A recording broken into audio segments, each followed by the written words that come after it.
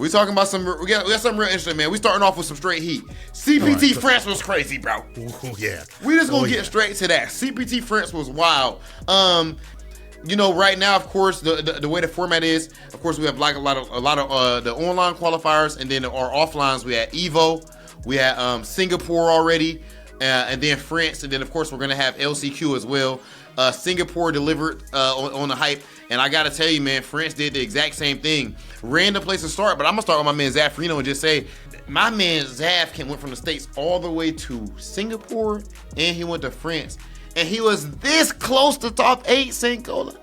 So close in that match against Oil King, man. Like, but it's dope to see a player just traveling that far and just putting his money where his mouth is, bro. That's fire. I mean, it's great because he was just shy of top 64 before, and then now just shy of top 8. That kind of climb in one of the most stacked, if not the most stacked brackets, especially when they're offline, something different for that sort of heat. So Zaf, you can't be too upset for that. Then that progress is absolutely amazing. But we can say that for a lot of players too as well. Hot Dog taking down Daigo, and there's even more. Before we even get that top 8 spot, obviously we got to talk about the champion Chris Wong making his disgusting run through winner side. And that's a dude I feel like also, if you make it to that many top 8s, top 3s, top 2s, and you don't win, you're going to win eventually. It's just like statistically possible. I'm not a numbers person, but like, it's going to happen. Then explain Mena RD. Then explain. Okay. My boy. I'll explain it right now. Next CPT that he do, it's over. It's a wrap. Someone like him, 2-time Capcom Cup champion, someone with that sort of energy, and honestly, if Chris Wong wasn't there, it would have been a manifest, bro. That's and he reset the bracket.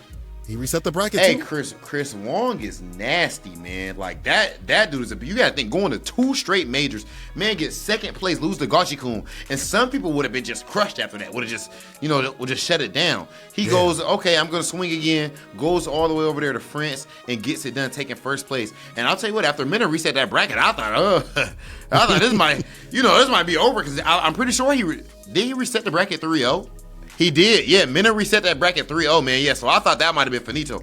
Speaking of comebacks, man, you got to feel bad for my man's Valmaster, bro. He went crazy. He did his thing. Valmaster, your Chun-Li is phenomenal. Like that level of neutral. We got to bring up Punk's tweet that he actually, Punk specifically mentions. He said, man, I tell you what, Valmaster is playing like me. I feel like I'm watching myself play. Coming from Punk, that's like a huge compliment and everything. This goes highest to regard. Show the level of nukes that he was playing. But up 2-0 over Chris Wong, and Chris Wong went Ultra Instinct, bro. Be somewhat different, bro. But I think this bracket, though, showed a lot of diversity. It showed a lot in terms of diversity, in terms of characters. You didn't see no JP. Where was the JP at? True. Where's the JP at? True. Grand Finals, who do we see? Do we see a Ken? We see a JP? No, we see Luke. We see the Lukians coming through quite a bit in this bracket, bro, okay? That's what we see. We see Luke, and we also see some Blanca, too, as well. But I like the diversity in terms of regions, too, as well. Hong Kong was definitely showing out, and it wasn't just like Japan ruling the entire top spot. In top 16, top 64, quite a few Japanese players, but it came more and more the Hong Kong Fest, and I feel like that it's really cool to not just see one region just ruling these brackets continuously, because I feel like when this game dropped, everyone's like, oh yeah, Japan gonna win everything, they gonna take everything, but I'm glad it's a lot more contentious, It seems like, at least for the time being, I mean, it could be format, I don't know, but like for the time being, well, it's just you can't really definitively say what's the strongest region right now. Of course, a lot of tournaments region locked, but even when we do get together, like Evo or here or whatever, it seems like representation in these top 8, these top 16, top 8 spots is extremely varied, right? We're not just seeing all Japanese or 6 Japanese players in the top 8 or 6 Americans or whatever it may be. But speaking of America, speaking of NA, we had 2 players actually make top 8, man. NuckleDu and Mena RD. NuckleDu has been absolutely on fire with his start to Street Fighter 6. I definitely think he is a favorite, one of the favorites to punch his ticket in the cup, and he can win it. But with Mena RD not winning, everybody was rooting. At least if you have to play in NA East, you were hoping Mena would win right then and there. Now this means that Mena has to play in NA East online. Now, mind you, Saint Cola and all the viewers, you got Mena, Punk, NuckleDu, and other players, but at least that's the big 3. Adam, I would say big 4. Yeah, big and 4. There's one spot for the online qualifier, and then there's 1 spot for World Warrior. That means that 2 of those guys don't make it in the cup. Minimum. Unless it's But LCQ. I mean, you know, I'm about to say, you simply win the LCQ, and you'll get in that way. But that's rough. Horrible. It's rough, that's gonna man. Be rough. That's gonna be rough. That's a wild thing to think about. Like Mena RD possibly not making it into the cup to be a 3-peat champion, Punk or Knuckle Dew. Either of those two not making it in as well, depending on how things go down.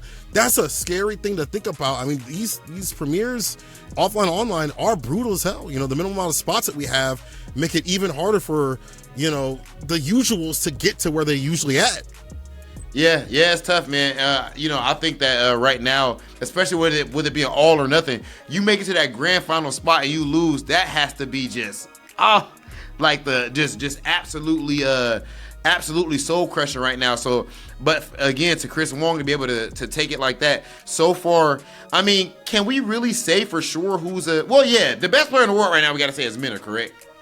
Yeah, I think most consistent person right now in these top 8 spots. He's too consistent. He's too consistent. I think there's no better player than him currently right now if we look at all the results. But I don't think other players are that far behind. I mean, obviously Angry Bird ain't that far behind on his front of things. I think if he would have traveled, he would have been in those top 8 spots too as well. Punk, if he would have traveled too as well. Yeah. He didn't pull up, but if he did, it would have been top 8 for him too as well.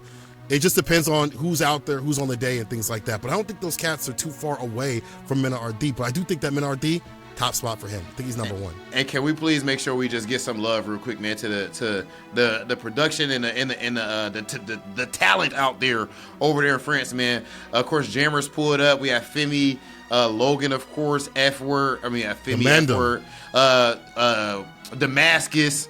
I wish Tyrant was out there too, but that was absolutely phenomenal. So just top tier work from all of you guys out there. CPT France was definitely an absolute banger.